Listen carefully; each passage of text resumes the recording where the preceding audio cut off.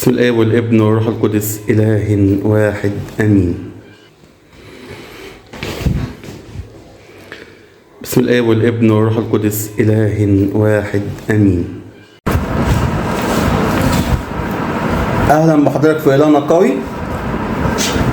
اهلا بيك يا استاذ أنا. لعلي صوتك. اهلا بيك. انا اسمي رضا سمير. أستاذ رضا سمير. أهلا بيك. شماس وخادم في كنيسه العذراء والأنبشنودة مدينه السلام. أهلا بيك. تعرفت على مارينا كنت في يوم في الخدمه، وكان معايا خادمه بتخدم مارينا. انا امين الخدمه بتاعهم يعني. فالخادمه بتقول لي النهارده عايزين نروح نزور بنت عندي في الفصل تعبانه شويه وعندها ورم. فقلت لها بعد ما نخلص الخدمه نروح نزور. بعد ما خلصنا الخدمه جمعنا بعض انا والخدام وجينا زورنا مارينا، ودي كان اول مره اتعرف على مارينا الولاد. كنت بشوفها يمكن في الخدمه في الاول وسط الولاد عادي، بنت عاديه خالص، زي اي بنات يعني. لكن لما اتعرفت عليها وجينا زرناها هنا صارت داله ما بين مارينا وما بين الخدام. وطبعا هي كان في ناس بتيجي البيت هنا هي ما كانتش بترضى تقابلهم، يعني كان في ناس بتيجي لها البيت لما كانت تعبانه ونايمه في السرير ما كانتش بترضى، في ناس معاها ما بتقدرش تقابلها. لكن هي بتختار تقابل مين؟ كانت بتختار هي تقابل مين وما تقابلش مين. فلما مامتها قالت لها الخدام جاي من الكنيسه وكده دخلنا عندها، فلما كنا بنيجي تاني كانت بتدخلنا. ابتدينا نزورها اكتر من مره يعني، والمرض ابتدى يتطور.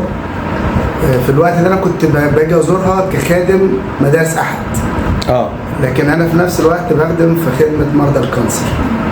فابتدينا نيجي لمارينا من خدمه مرضى الكانسر، وبقت هي تيجي معانا الخدمه. بنعمل حاجه اسمها دي روم في الكنيسه. كانت مارينا بتيجي الخدمه وتقعد معانا، بنقضي يوم مع بعض القداس وبعد كده الخدمه. فقربنا اكتر من مارينا. انا شفت مارينا في المراحل الاخيره من الالم بتاعها.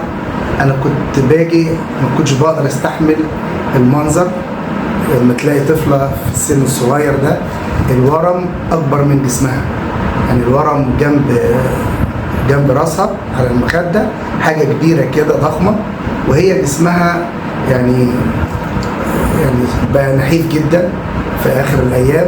فكنت انا من النوع ما بقدرش استحمل اشوف حاجه زي كده، كنت بخرج اقف بره من بشاعه الورم والمنظر اللي كنا بنشوفه. ففضلت صداقتنا بمارينا ومعرفتنا بيها لغايه ما راحت السما.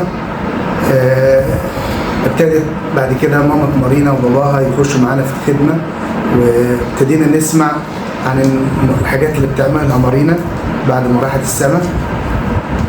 فكنت انا طبعا شغال في شركه في مدينه نصر، شركه عالميه مالتي ناشونال يعني، وشغال في رقابه الجوده.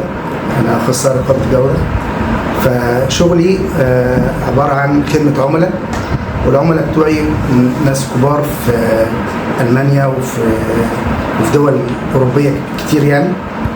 فكان في مره السنه اللي فاتت بالظبط شهر 9 كان عندنا مشكله في الشركه مع عميل، وكان العميل جاي يزورنا في الشركه في مصر بسبب المشكله دي. والمشروع ده كنت انا مسؤول عن المشروع ده يعني. فكان في قلق وما كنتش بعرف انام. المشكله مش سهله وحاجه كبيره ممكن تسبب في ان انا اسيب شغلي. فكان قلق ما بيخلينيش انام، كنت ممكن ابقى نايم بس دماغي مش نايم. المشكله معاك، المشكله شغله تفكيري نهار وليل عشان ندور على حلول عشان ما يحصلش مشكله. لو المشروع اتسحب من الشركه عندنا هيعمل لي مشكله في شغلي انا كشخصي. وفي اليوم بتاع الزياره انا رايح الشغل وماشي على العربيه على الدائري، ولقيت نفسي كده بقول يا ستي عذراء ما تسيبنيش. وبعدين افتكرت مارينا، طب ما انا مارينا ما بخدمها فقلت يا مارينا ما تسيبنيش. مارينا وجينا هنا كان تمام السنه بتاعها. ف انا كنت قبليها كنا جينا هنا في الزياره المارينا مدينه المدام يعني. فكنا جينا الزياره المارينا فبعد المشكله دي كانت شاغله تفكير الوقت ده كله لدرجه ان انا يعني كانت مؤثره على حاجات كتير في بيتي وفي حياتي يعني. وانا رايح الشغل قلت يا ستي عذراء ما تسيبنيش وبصلي مزامير. وبعدين افتكرت مارينا قلت لها يا مارينا اتدخلي في الموضوع ده واوعدك هاجي البيت واحكي المعجزه. ده كل اللي حصل. رحت الشغل الراجل جه عمل الزياره بتاعته والدنيا مشيت نشكر ربنا ما حصلش. كان في قلق شويه بس مش الحاجه اللي تخوف او اللي تسحب المشروع ما تسحبش والدنيا كملت ونشكر ربنا.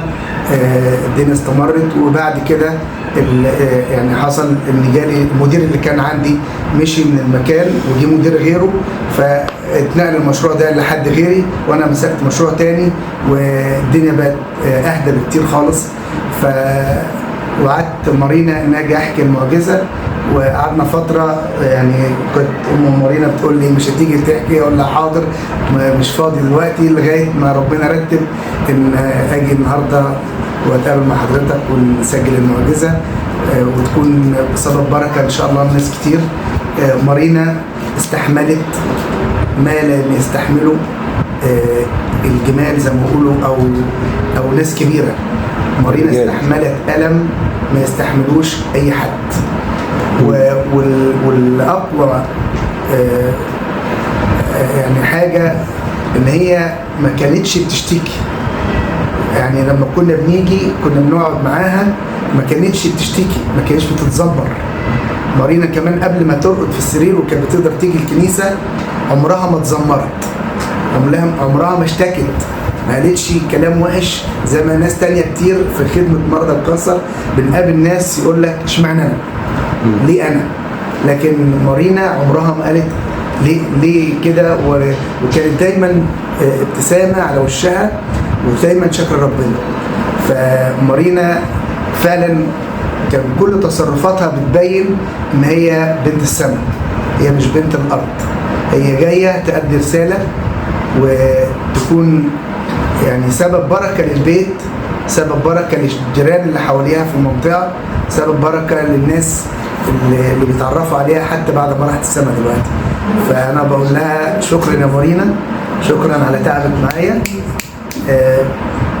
وأكيد مش هتكون آخر مرة يعني أكيد هلمس إيدك دايما ودايما موجودة معايا ودايما بتصلي لي فوق وأنا بصلي لك هنا زي ما احنا اتفقنا. وما تنسيش كل الناس حبايبك وكل الناس اللي بيتصلوا وبيطلبوا شفاعتك ما تنسوهمش في صلواتك فوق. شكرا يا مارينا. شكرا. نورتنا يا فندم في الهنا القوي وبركة مارينا كده تكون معاك وتأيدك ويعني تفرح قلبك. شكرا. ربنا معاك ويسندك.